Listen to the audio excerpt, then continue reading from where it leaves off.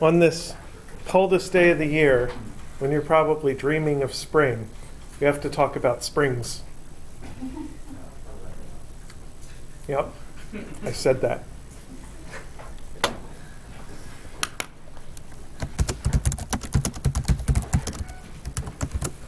And we've been talking about energy for the last several classes. And one way to think about things is that an object has energy, that's K equals 1/2 mv squared. And then we also have to worry about how that changes. So we have work is, let's go with the easy definition, force parallel times distance.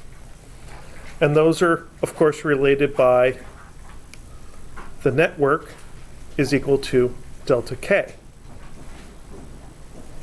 So that's one way to do energy calculations. You basically always calculate forces and multiply the parallel component of the force times distance, or maybe multiply the magnitude of the force times the parallel component of the distance, or something like that. But then we found that some forces give back.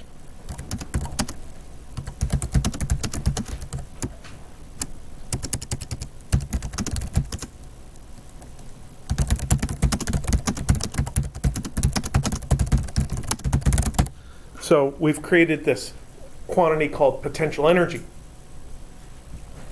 And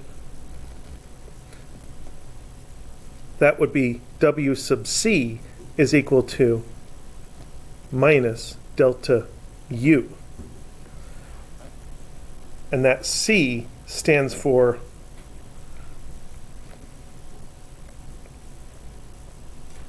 conservative forces.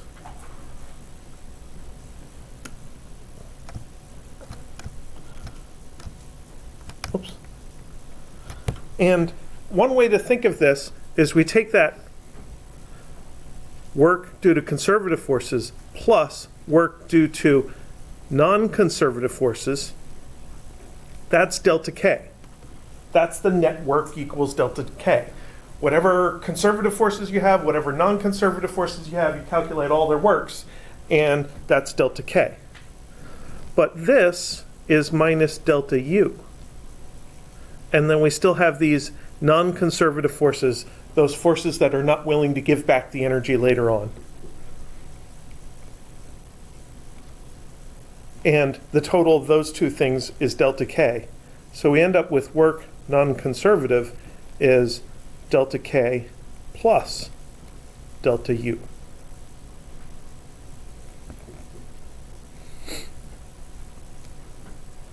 So that equation can be said in a sentence form by saying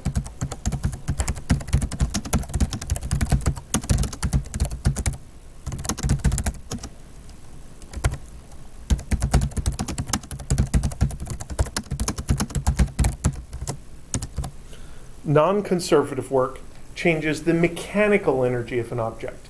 And that mechanical energy is the kinetic plus potential energy of the object. So that gives us a different way of dealing with situations that involve energy. For example, with gravity.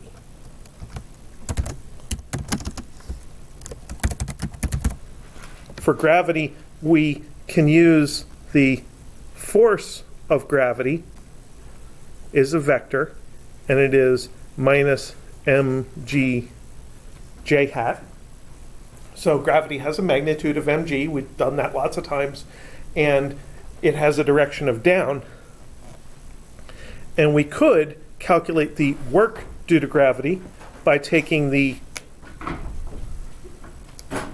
downward component of gravity times delta y, or we could calculate the u of gravity is mg times y. And it turns out that this second formula, this last formula, is really easy to apply in most cases. all we have to do is think about potential energy as a different form of energy, kind of like kinetic energy. There's an initial value and a final value, and we learn what we can about the initial value, what we can about the final value, and that helps us figure out the delta U.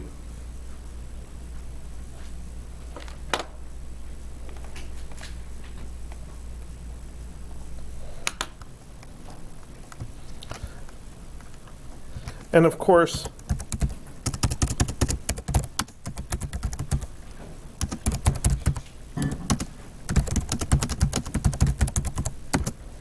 for the forces that are variable, that is, they're not uniform, they don't have the same value all the time, instead of doing work as just a simple multiplication, we do it as an integral. Work is the integral of force, let's say force x dx. Or delta U is minus the integral of force x dx.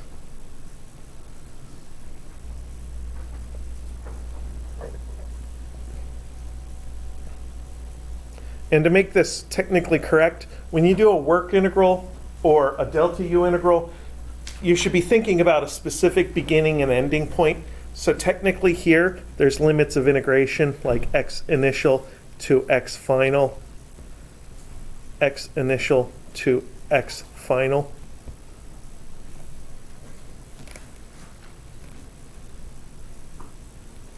And whenever you do this, when you actually do a definite integral, the first thing you usually do is the indefinite integral. Then you run it from x equals x initial to x final. And there's a minus sign.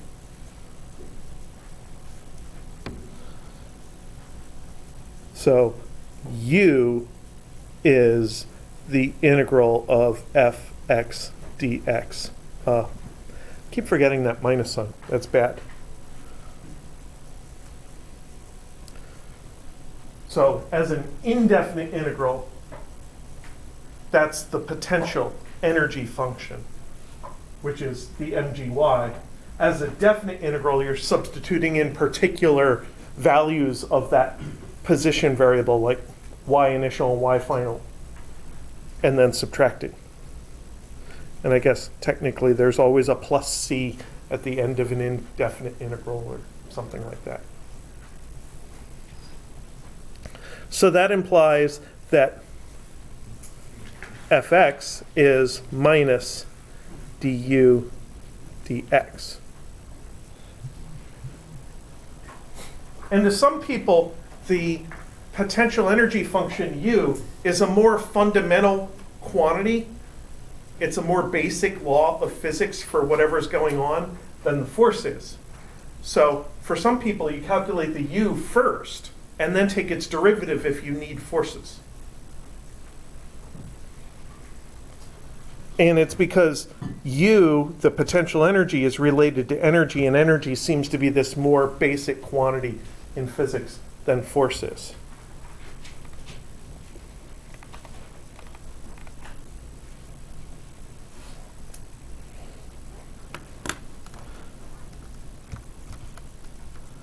So, as an example, what did we do in class on Thursday?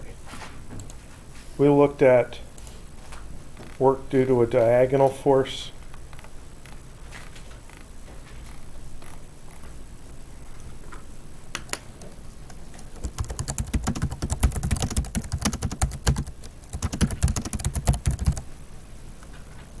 We could look at a block sliding down a ramp, this time with friction. So we'll have a gentle ramp there with a theta,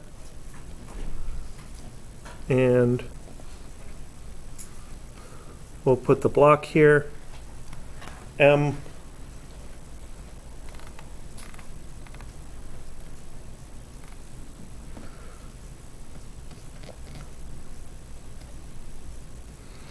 and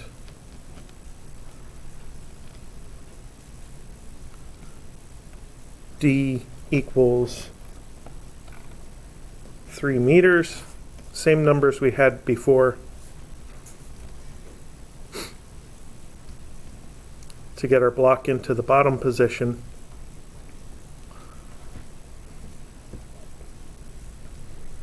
And when we do this analysis, oh, we need a mu value. So we'll have mu equals 0.2, theta equals 30 degrees.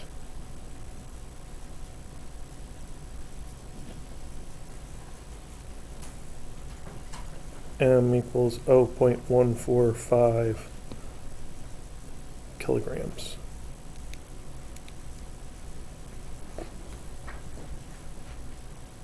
Is that all I need? That's all I need. Okay. So when you analyze this with potential energy, you think about K initial, K final, U initial, U final, and work non-conservative. Those are the 5 quantities we got to think about. Potential energy before and after, kinetic energy before and after, and any non-conservative work. Now the initial kinetic energy is 0 because we're going to release from rest. Let's make the final potential energy equal to 0, because typically when you analyze situations involving up and down motion, we make the bottom of the diagram y equals 0. That way all the y values we have to worry about are positive and we don't get confused by negative values. So then this u initial is mg y initial. This K final is a thing we're going to figure out. And this work non-conservative, that's going to be force parallel times distance. So those are the basic formulas that I have to figure out how to use in this case. And the U initial is fairly straightforward. U initial is mg, Y initial is 0.145 times 9.8. And then for the Y initial, I just kind of complete that triangle there.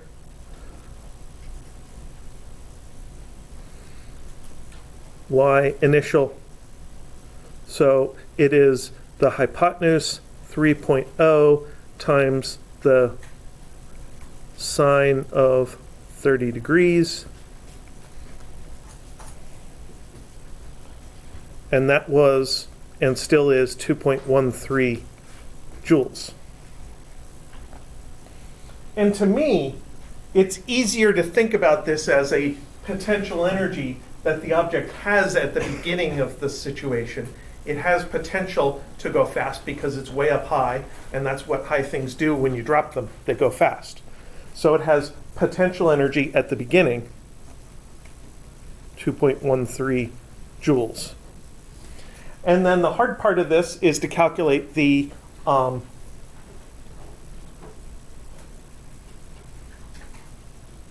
friction work. Work due to friction is force parallel times the distance, which is minus force friction times the distance, because we know as the object moves down, the friction force points backwards, so the work is negative. And then we have to go in and dig out the force of friction. Force friction is mu k times the force normal. And then go back and review the incline situation and notice that the force normal is mg cos theta. So all of that goes up into here and turns this into minus mu k mg cos theta times d.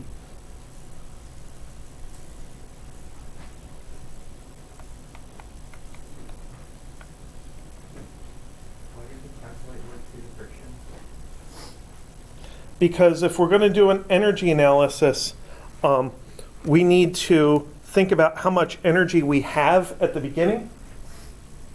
And if there's no non-conservative force, then that kinetic plus potential we have at the beginning is the same as the total kinetic plus potential we have at the end. So if this was a completely frictionless slope, that K final would be 2.13 joules. But because there's friction, friction takes some of that energy, uses it to heat the surfaces, and that energy is not kinetic anymore. It better be smaller in magnitude than 2.13.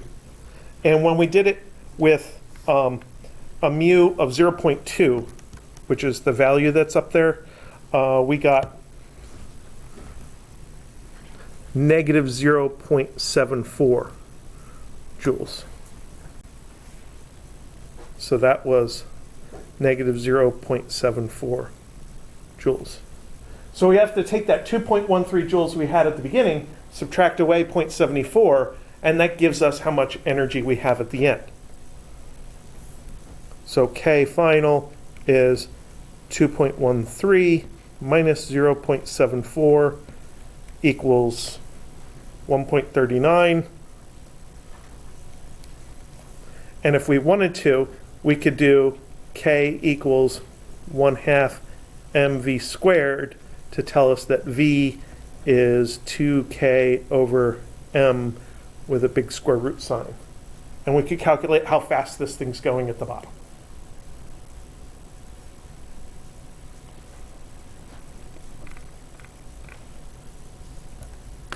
So that is how I set up my thinking and how I do my calculations for a typical conservation of energy analysis. This isn't actually conservation of energy, this is non-conservation of energy, because that 0.74 joules is lost. My initial energy was 2.13, my final energy is only 1.39, and we could say that the surface's internal energy has increased by 0.74 joules to make up for that loss, because that's where that energy went. It went into the surfaces.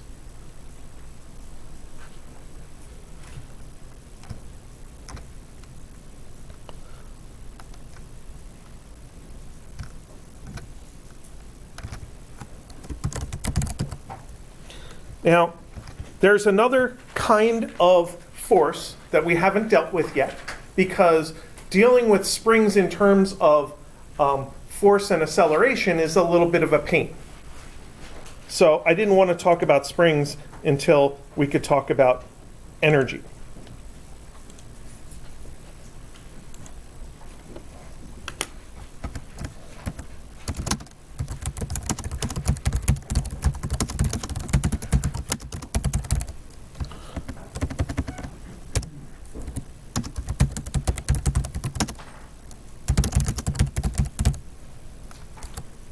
And springs are an object that is soft. It is something where the force of contact does not abruptly appear, like hitting a hard floor or a wall.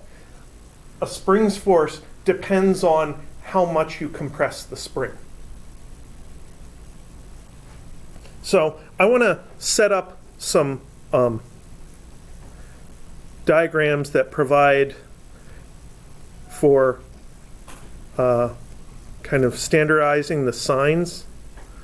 So here's my spring. And this spring is attached to a wall. And that dashed line marks the natural length of the spring, sometimes called the equilibrium length of the spring, or the equilibrium position. And this drawing is for a relaxed spring where XS is equal to 0. And this XS is how much stretch.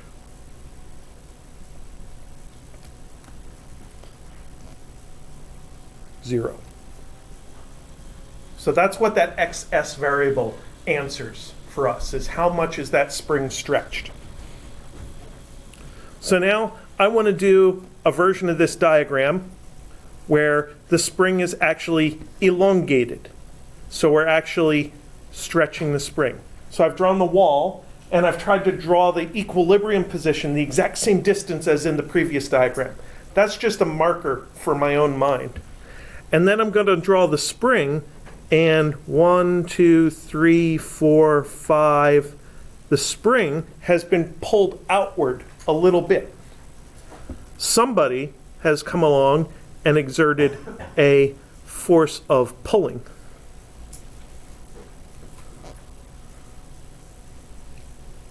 And this XS is some positive value. So it might be 1 or 2 centimeters or 1 or 2 meters for a really big spring or something like that.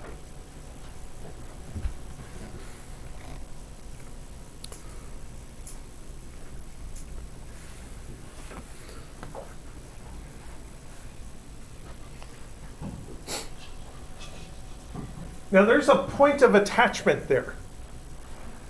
And that point of attachment is feeling an outward force from the person doing the pulling, and it's feeling an inward force from the spring itself. Another way of saying this is the person is pulling the spring outward, but the spring is resisting that pull. So at the same time as there's a force of pull there, there's a force of the spring pulling back.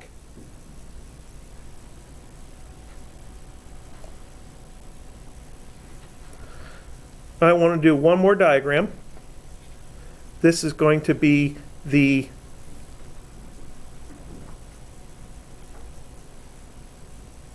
compressed spring.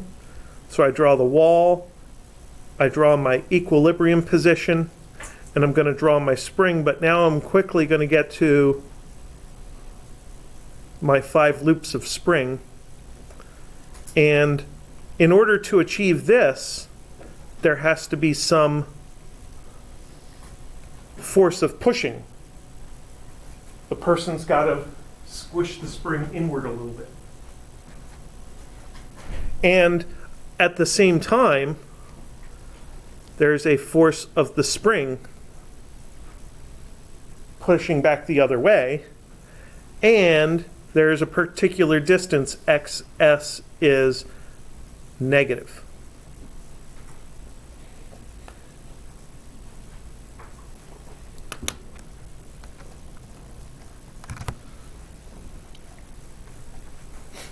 You know, we definitely have some left and right going on, we have some plus and minus going on, but in each situation, we have 2 different forces. One acting upon the spring, which is what the person is doing, and one which is what the spring is doing back, the Newton's third law reaction to what the person is doing.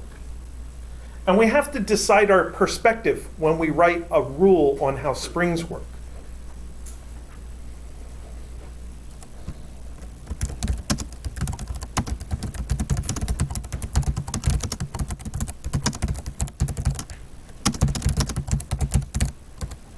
And the usual equation we write down describes the spring's reaction to the stretch.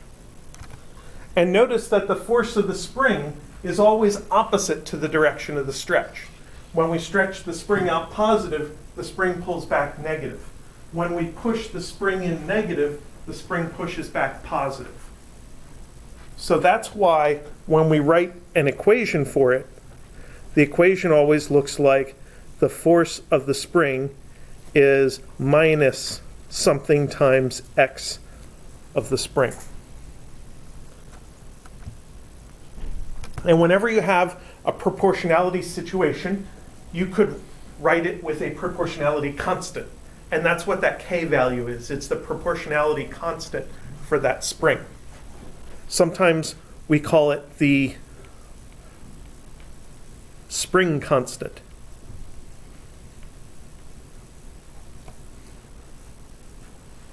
So I could give you a spring and say this is a 50 Newton per meter spring. And that means that for every meter of stretch, you would get 50 Newtons worth of force. If you gave 1% of a meter worth of stretch, you'd get 1% of 50 Newtons of force. They'd go proportional to each other, hand in hand. So I want to think about a spring that I've seen in real life.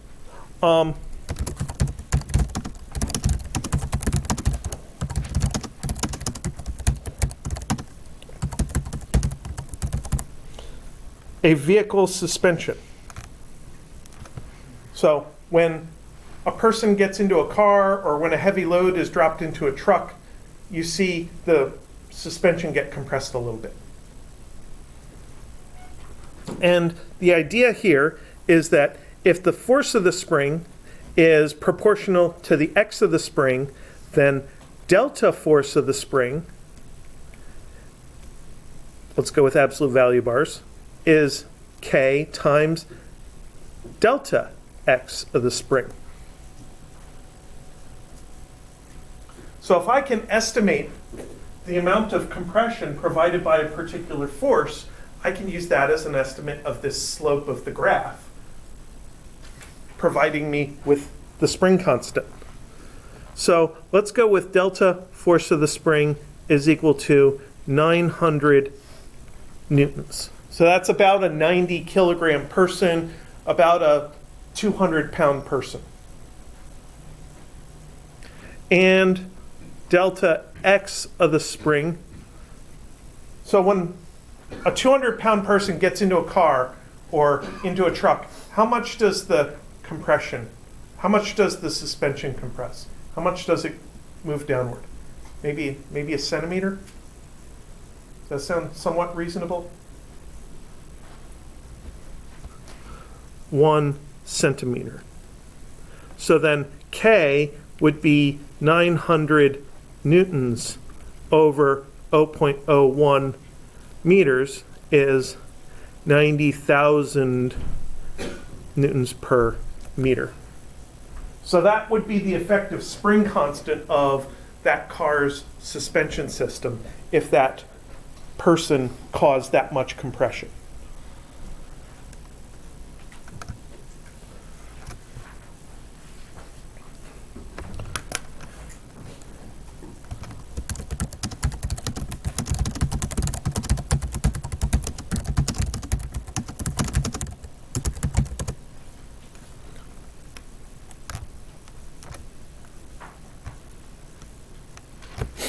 Now, the car itself, all of that mass of the car is sitting on top of the springs. The car itself is compressing the springs.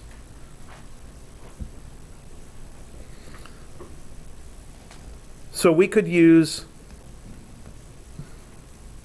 let's say M is 2,000 kilograms. So the force of gravity is 20,000 newtons. If I could just use G equals 10 for a moment. I'm making up numbers anyway. So then we could say force of the spring is minus K x of the spring. And when the car is just sitting still, the spring is basically providing the force. So we're thinking the car and the spring is what's sitting on the ground. So the spring is providing the 20,000 newtons is minus 90,000 newtons per meter times x of the spring. And all those zeros cancel each other out. And we get 2/9, which is 0.22 meters. This meter in the denominator multiplies over to be a meter in the numerator. And we get a minus sign, is x of the spring. So that says that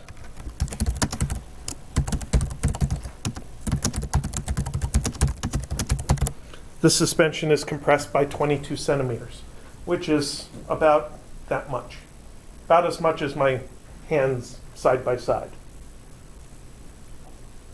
So you may have actually experienced this 22 centimeters or some similar distance, because when you go to jack up a car because you have to change the tire, the first bit of lifting doesn't actually get the tire off the ground. All you're doing is allowing the springs to decompress a little bit. So that represents an approximate amount for some example car that you would have to lift the frame of the car before the tires even think of coming off the ground. And then once you get past that, then the actual lifting device is holding the weight of the car instead of the spring holding the weight of the car.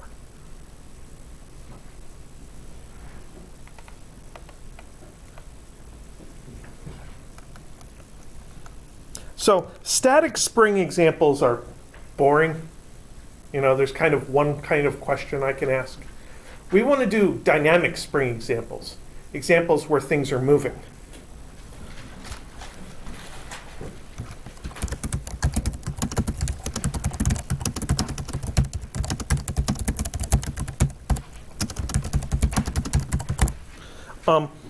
We need a mass to do dynamics with a spring because our dynamics is based on F equals ma. So our dynamic system basically looks like a wall,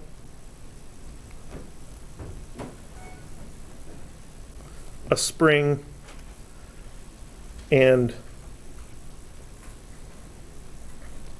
a mass. And the spring is labeled with a K, and the mass is labeled with an M.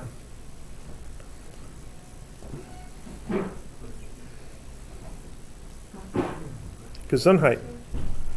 And maybe we have a frictionless floor over here so that the mass can go back and forth. And if we tried to set this up, we'd have to do F net is equal to M A, and this would be minus K x sub s is M, and the acceleration is actually the second derivative, so d squared x sub s by dt squared.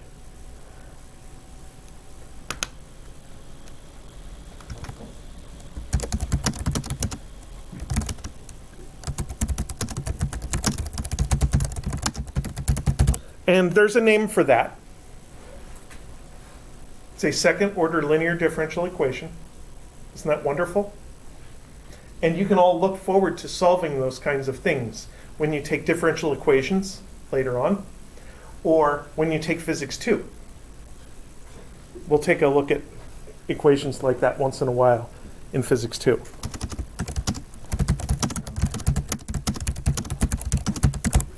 It's really not that bad because by far the best way to solve differential equations is to guess.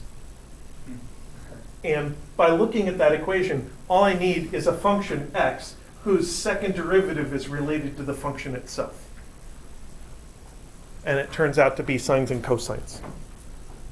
So we'll do that in physics 2. I just did that in physics 2 last week. But we don't want to do that right now.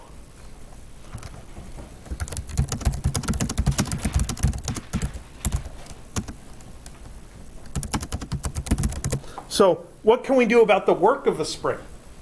Well, in that case,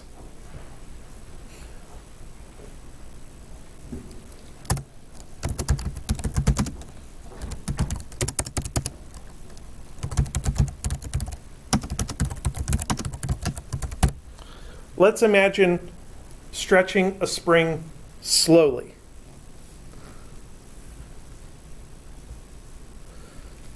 So the work done by the person is the integral of the force of the person dx.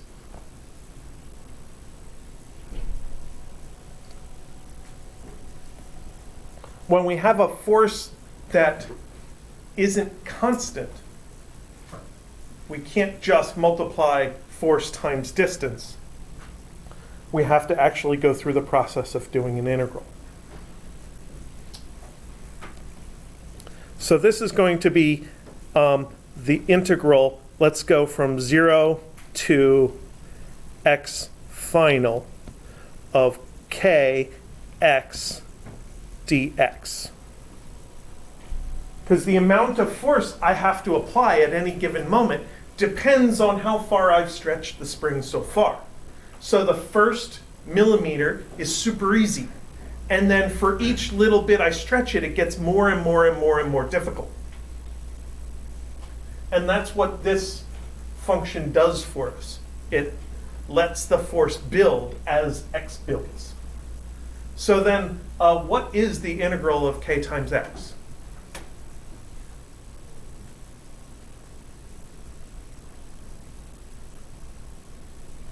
Let's do the easier question. What's the derivative of k times x? It would just be k. So when you take the derivative of a polynomial, you multiply by the power and lower the power by 1. So you get just k. So when we take the integral, we have to raise the power and then divide by the power. Kx squared over 2. So this is bracket 1/2 kx squared from 0 to x final. Remember on the previous page when I said that when we go to talk about the work of a force versus the potential energy, that the work is a definite integral, the delta U is a definite integral, but the potential energy function is the indefinite integral? That's it, right inside those brackets. That's the potential energy of a spring. U of a spring is 1/2 k x to the spring squared. And what's cool is that works for positive and negative values of x. Because when you stretch a spring, you have to exert outward effort to pull the spring outward. So you have to do work, and that tells you how much energy you stored in the spring. And when you push on a spring and compress it, you exert inward force and push the spring inward. So you have to do work on the spring. So that tells you how much energy you've stored in the spring. So you can store energy in the spring either way. And let's not worry about the plus c. Let's just set c equals 0. It's easier that way. It's much easier that way.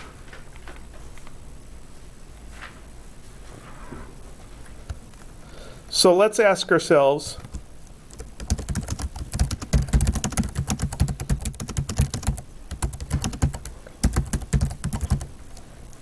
how much energy was stored in the car's suspension?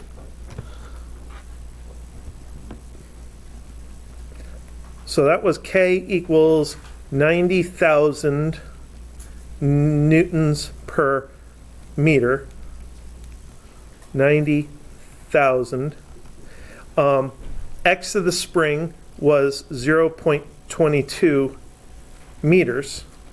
So U of the spring is 1/2 90,000 times 0.22 squared, which is about 2,200 joules. That's kind of a significant amount of energy. So that energy is stored in the spring when you set the car down on top of the spring. If something happened and that spring were like released and shot out to the side, that's a significant amount of energy. That spring could get shot out with very high velocity. One of the steps in installing a spring suspension in the car is to pre-compress the spring by some amount. And that's a somewhat dangerous part of the procedure, because in order to compress the spring, you have to give it some energy. So it's sitting there desperately wanting to uncompress and spraying across the room and go through a wall or something like that. But you have to place it into the right spot in the car and then let it uncompress and then get your compression device out of the way. So there are a lot of parts of car maintenance that are simple, like bolt things together, disconnect and reconnect wires. Replacing a spring suspension is a little more subtle and should be done with a bit more care. So that means I want to do an example where I have lots of different kinds of work.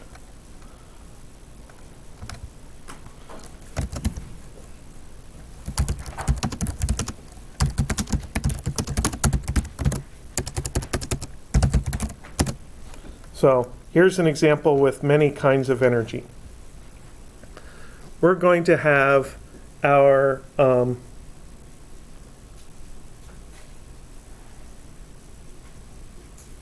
incline here. So we're going to have gravity with theta equals, let's go with 20 degrees. At the bottom we'll have a wall and a spring with K equals 50 newtons per meter.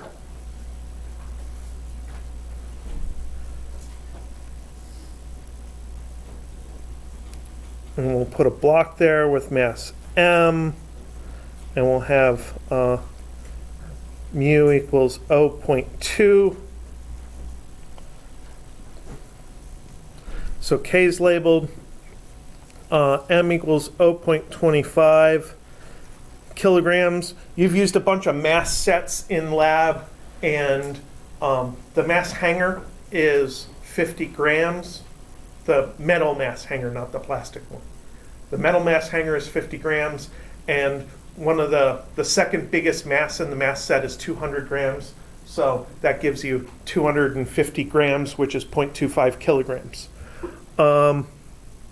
Mu equals 0.2. And let's go with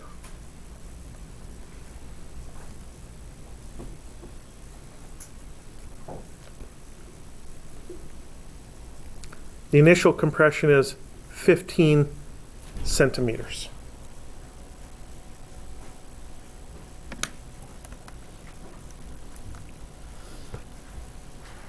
So I'm thinking about initial energies. I'm thinking about kinetic energy.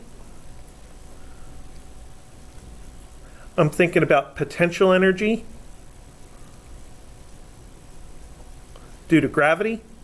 Let's set that equal to 0. And I'm thinking about potential energy due to the spring.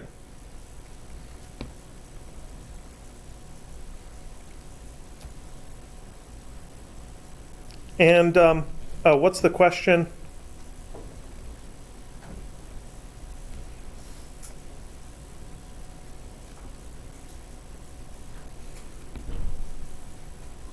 So how high will the mass go? So this is like a pinball machine. You pull the mass back against the spring, let go of it, and the spring gives it a boost up the hill. And due to both gravity and friction, eventually that mass is going to get to a highest point and maybe come back down the ramp. And our goal is to figure out how high it's going to go.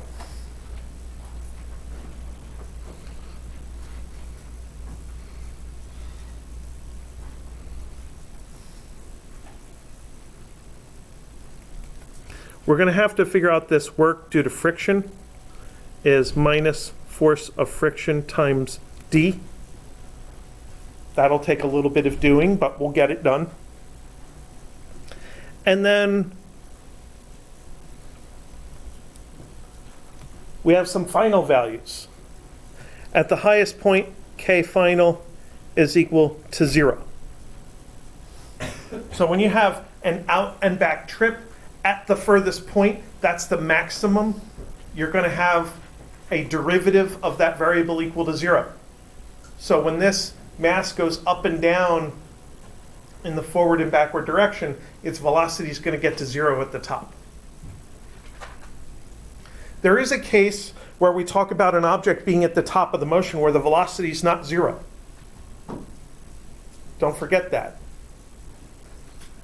Projectile motion, where you have an object going in that big arc, in that parabolic arc, At the top of projectile motion, only the y velocity is 0.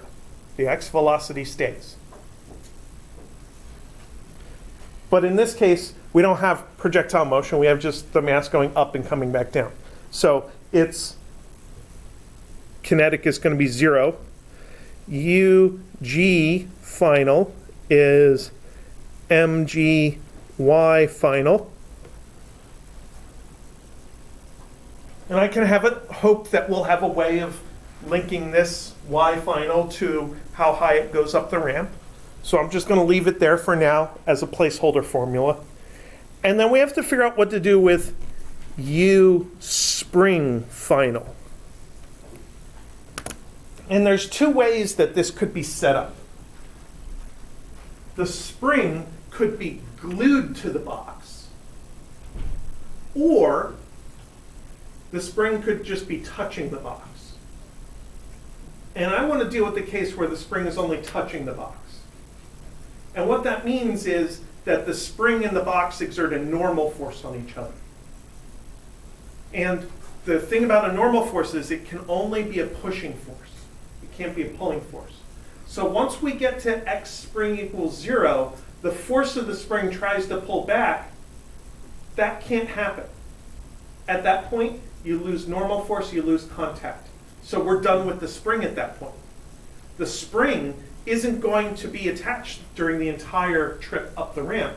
The spring's only attached for the first 15 centimeters.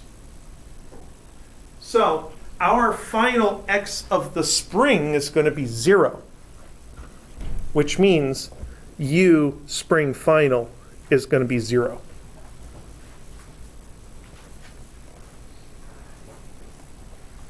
So it looks like I only have 3 quantities to figure out. Are there any of them that I know that I can just plug numbers in and get? Because that's a good place to start. UGF. So I know M, I know G, but this is my question. This is closely related to the question. So that's going to be a formula.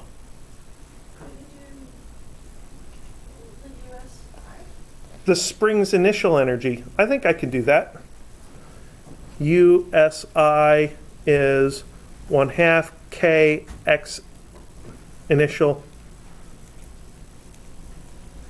is 1/2 times 50 times 0.15 squared. So that's how much energy we have to work with in this situation.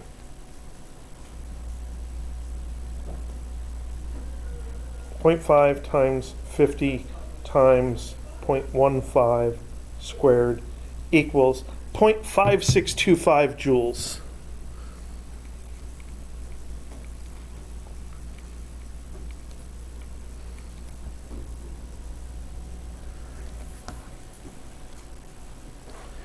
Let's work on that force of friction, shall we? Force friction is mu k force normal. And since we've done so many incline examples, you know that in the incline, the normal force is related to the gravity force, but the normal force is, so we're still going to have our mu, and we're going to have an mg, and then we're going to have either a sine or a cosine of theta. We have to think about whether it's supposed to be sine or cosine of theta. Any ideas with an explanation?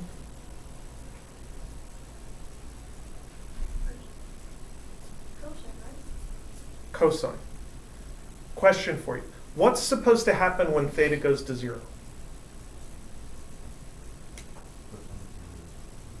The object is on the surface, right? Yeah. And then cosine of 0 is 1, which is great. That's exactly what we want. Perfect.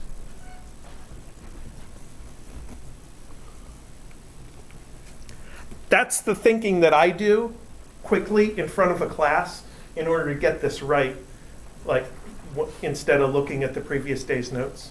or instead of doing a drawing with the tilted coordinate system and the normal force and the gravity force.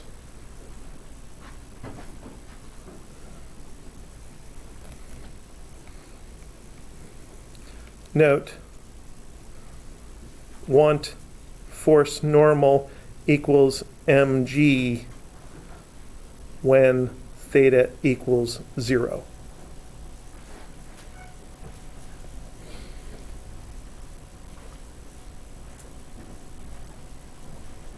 And that's an easy way to make a choice between sine and cosine. Imagine what you want to happen when theta goes to 0, and make sure that that happens.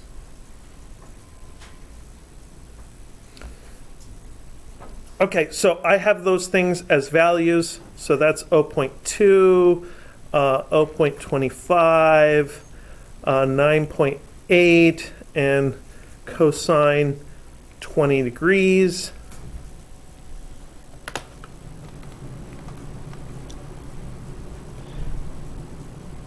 It's almost cheating when I have all the numbers written on my other screen here. So that is 0.4604 newtons.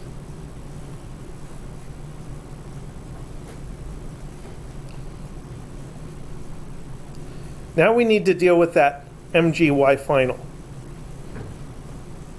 UG final. MGY final. And to do that, let's draw a little triangle here. There's our 20 degrees. There's a D value, which is the distance the block is going to go up the ramp. That's the answer to the question we're looking for. And then our Y final, the thing that has to go in our equation, is over here. It is the opposite side of the triangle from that angle.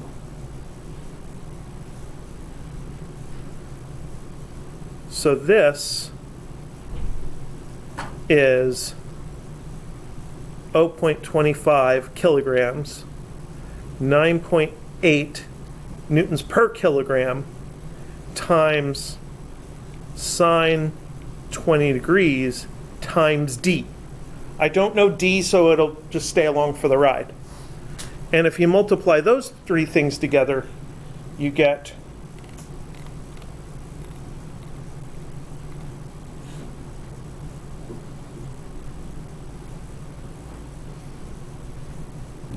0.25 times 9.8 times sine of 20.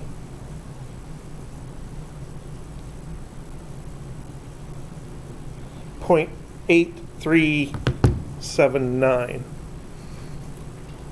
0.8379 newtons, parentheses, times D.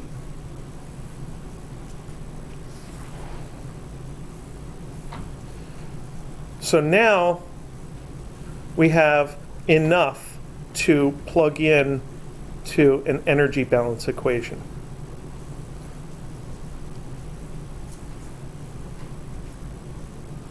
Initial plus work equals final. That's generally how energy balance works. And if you're doing kinetic energy initial and final, then you use all the work. If you're doing kinetic and potential together, initial and final, then you use only the non-conservative work. So we have initial energy. That's our spring energy. 0.5625 joules.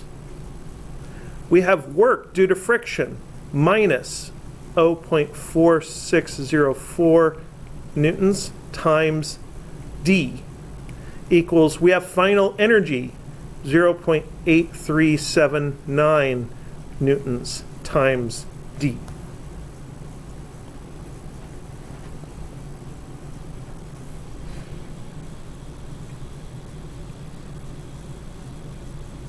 So algebra 0.5625 is equal to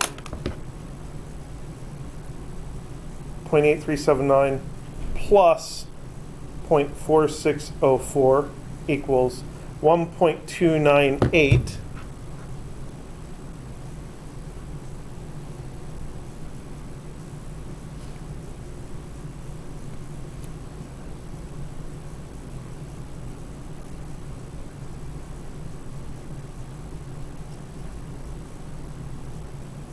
Yeah, okay.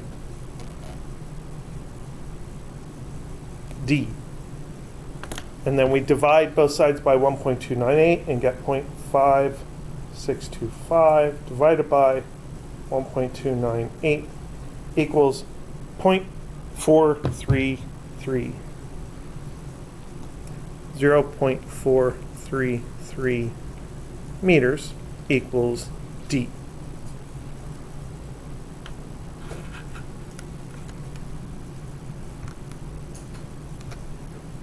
So that's intended to be a big comprehensive example, including lots of different kinds of energy, showing how I deal with the kinetic energy. In this case, our beginning and final kinetic energy was equal to 0. It shows how I deal with gravity in a spring.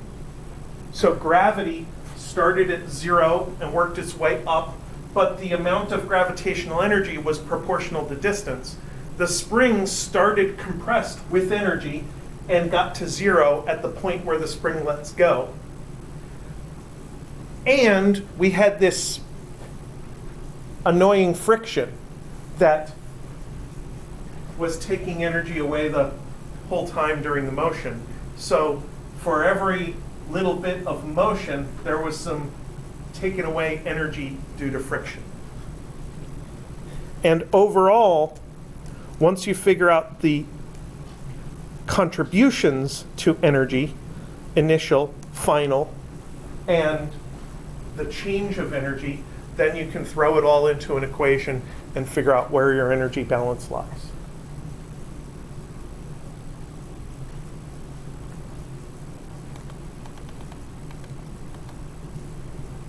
Any questions?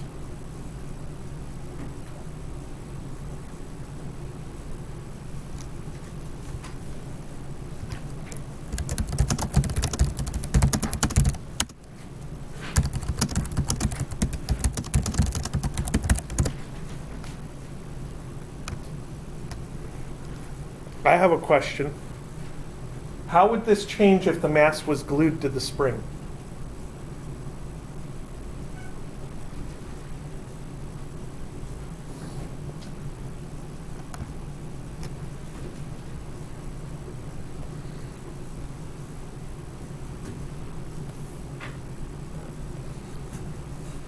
So we have to think about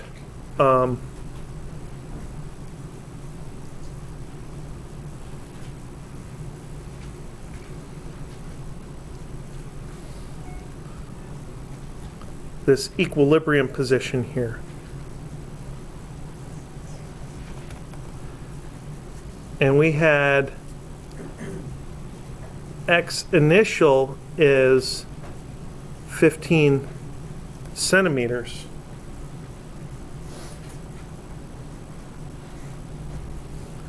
Let's guess that this spring is going to launch the box past the equilibrium and start pulling back on it.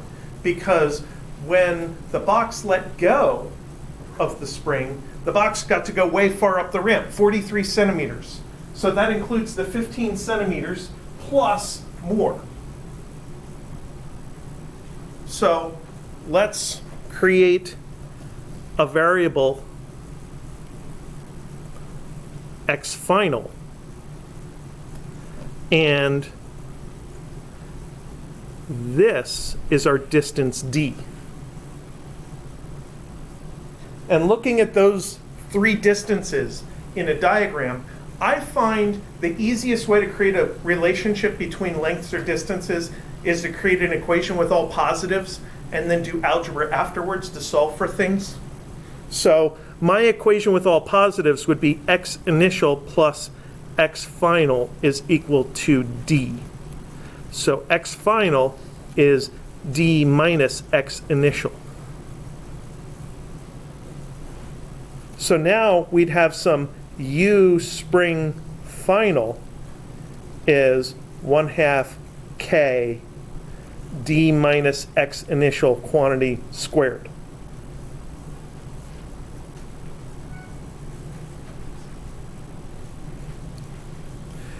So our equation would be 0.5625 minus 0.4604 d equals 0.8379 d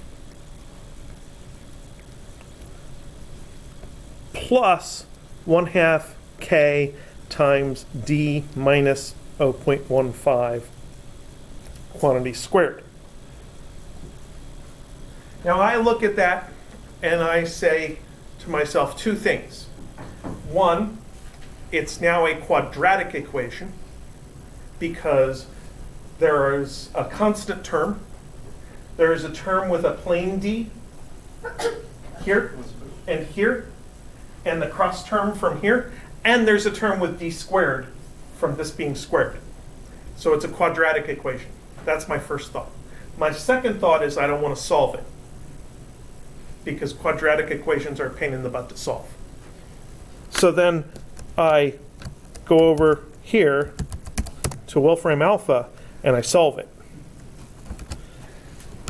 0.5625 minus 0.4604 times d equals 0.8379 times d plus 1/2, let's just do 0.5 times 50 times d minus 0.15 quantity squared.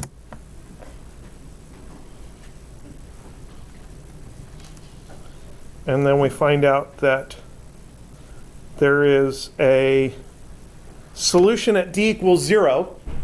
That's actually the starting point.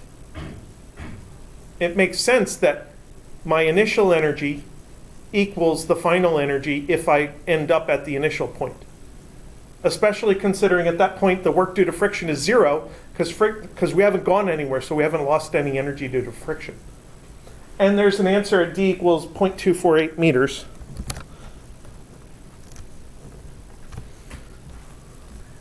D equals 0.248 meters. So that means that indeed the block will not go quite as far if the spring starts pulling back on it once the spring starts stretching. Because before it went 43 centimeters, now it's only going 25 centimeters.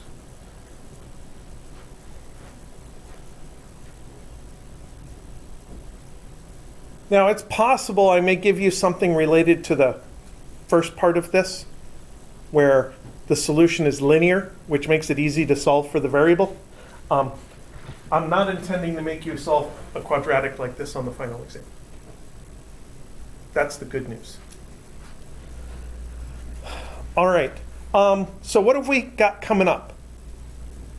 We have a lesson on rolling energy on Thursday. We have, next week we're going to talk about momentum and collisions. And then Thanksgiving week, I will be here on Tuesday for class, Thanksgiving week. And we'll talk about Newtonian gravitation, universal gravitation that day. And then, of course, we will not have class on Thanksgiving, but trust me, I'll be thinking about you.